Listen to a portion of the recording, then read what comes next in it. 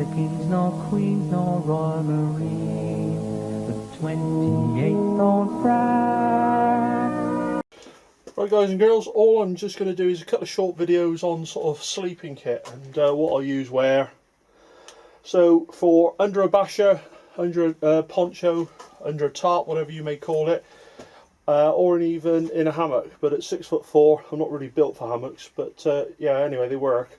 The sleeping bag doesn't have to be this big, but I've had this bag about 12 years now, and it's the dog's dangler. It's really worth it.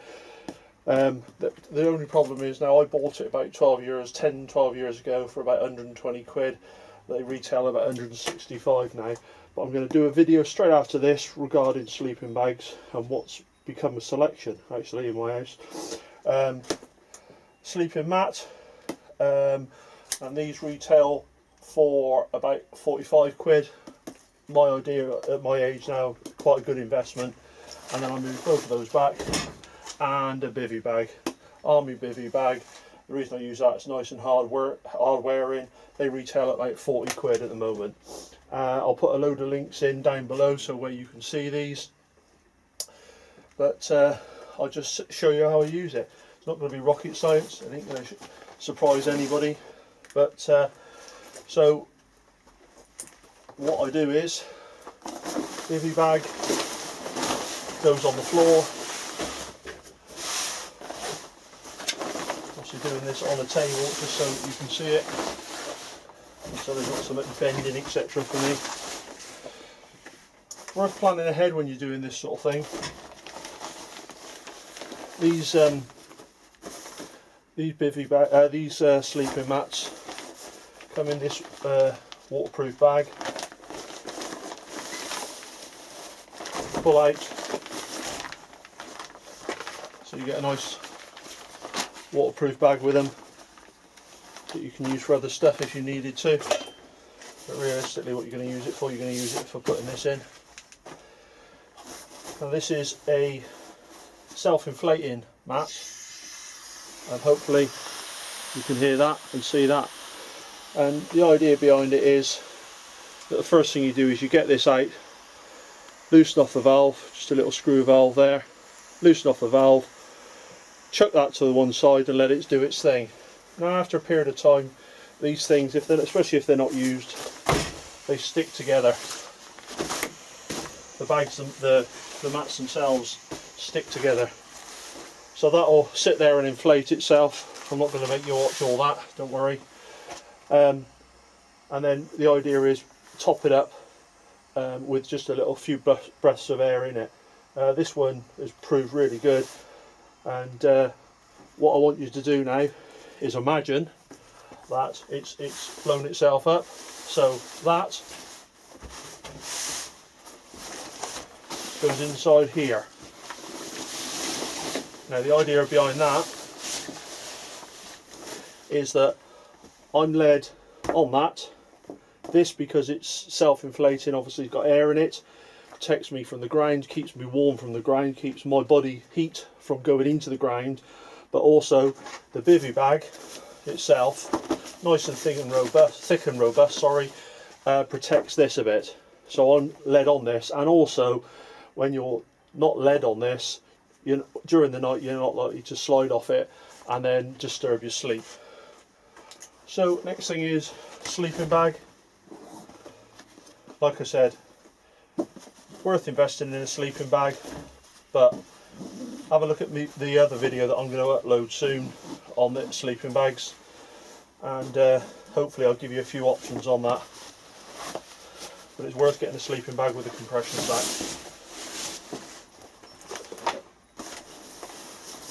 Now obviously this system can be used with whatever you like, but as I said, I tend to use it either in a hammock or under a poncho, basher, whatever you want to call it. Great sleeping bag, but I won't talk about that now. That goes down into there. You imagine you've got your poncho up, your bivvy up, whatever you want to call it, or you're in your hammock.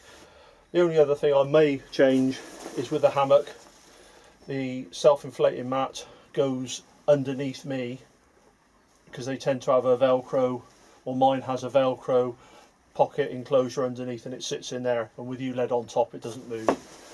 But that's my sleeping system that I would use generally, nice and easy. It's done me for the last 30 odd years, and I've used it hundreds and hundreds of times. As bivvy bags have come along, they're a lot more roomier inside, but it's brilliant. Doesn't have to be this bivvy bag, it can be any bivvy bag, but I use this because it's really robust, it isn't likely to tear, and in all honesty they're probably the cheapest on the market. They tend not to be much difference price wise unless you go for MTP or green, but MTP tends to be a bit more expensive. Anyway, like I said, links will be below. Bear with me, and what I'll do is I'll set up another system for you to have a quick look at in this video. Cheers. Right then, so if you're vehicle mounted or you're going to sleep in a tent, I would advise getting one of these. It's a fishing bed chair.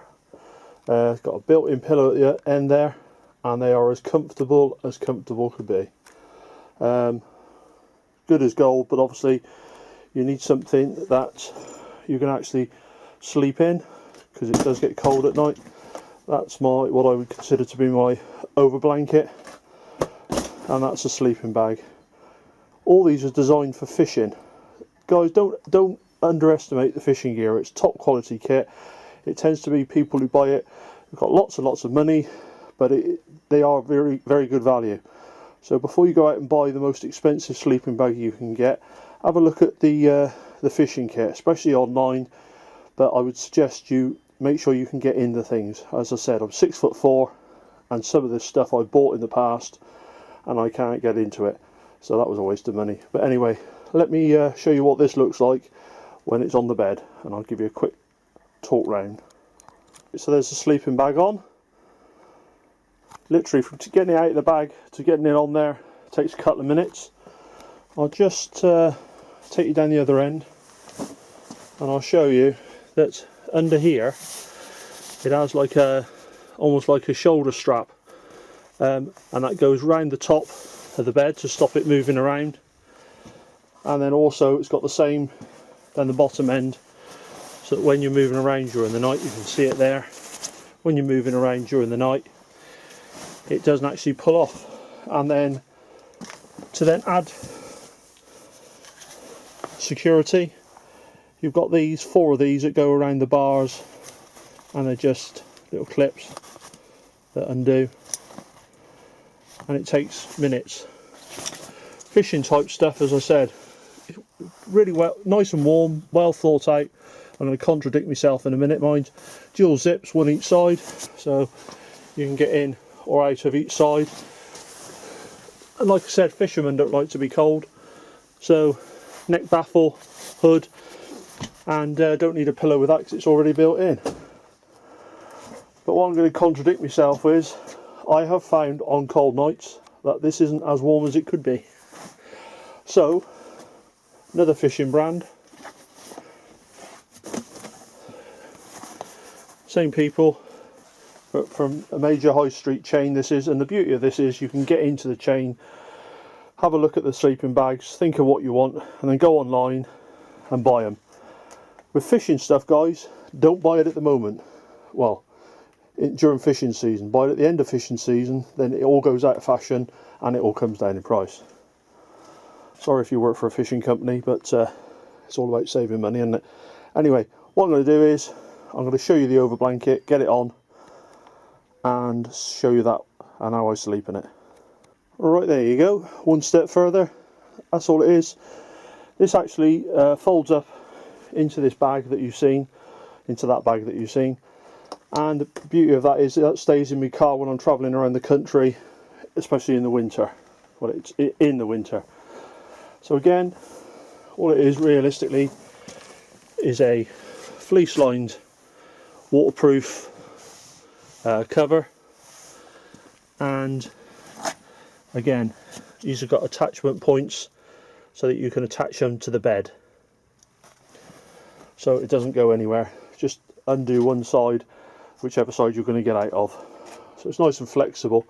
Like I said, guys, fishing gear tends to be quite a bit cheaper than your sort of mountain gear. No reason why you couldn't use a sleeping bag on there, but if you want comfort, and as you get on older, you tend to appreciate comfort a bit more. Bear with me, nearly there. Right, just to sort of cap everything off, what I do is I have got my own pillow, again fishing, and then to keep all me phones, me torches and etc down the side of my bed so it's all nice and looked after. An idea I nicked off Marty Cuff, but unlike his, mine's not homemade. That's off the internet, less than a tenner, and it's got all the fixing points on the rear, so you just put it over the bars at the side of the bed and it hangs down there. And I haven't quite got to the age where I need to put a pee bottle in there yet, but during the winter I'm sure I'll appreciate that. And then one final thing to show you before I close this video. Finally guys, this is like an underbed storage locker, made out of heavy duty Cordura nylon, and as you can see, got zips along the side here, so this hangs underneath the bed. You can see that, and then you stick all your kits in there. It's got I'll tell you what I'll do, I'll open it up so you can see. There you go, that's opened up, massive big zip. You can put all your clothes or whatever. If you're staying it somewhere for a long period of time, you can put all your clothes in there, and footwear, dirty washing. That's what I used to do down that end, and that would sit directly underneath the bed. Admittedly not this bed, but that would sit directly underneath this bed, a bed, and you use it as a storage locker. It's not worth it if you're only going for a few days, but if you're somewhere for months and months and months at a time, it's well worth the small investment. One last thing to cover. Right then, so only you can weigh up what you want to spend and what you don't want to spend. Obviously we don't want to spend anything, or as little as we can.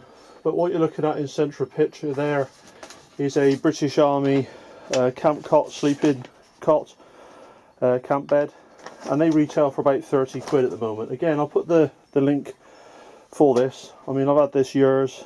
There's pros and cons of everything. That's smaller to carry, but weighs just about the same as the bed. The bed's a lot more cumbersome. I wouldn't carry either, to be honest, unless I was using a vehicle.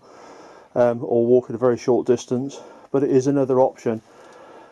These beds, these camp beds, tend to be, they're quite uncomfortable for the first few nights until they stretch a little bit, and they can be a bit of a bugger to put up. Be interesting to see if there's anybody else on YouTube done a video on how to put these up. There is a knack to them, but it's another option.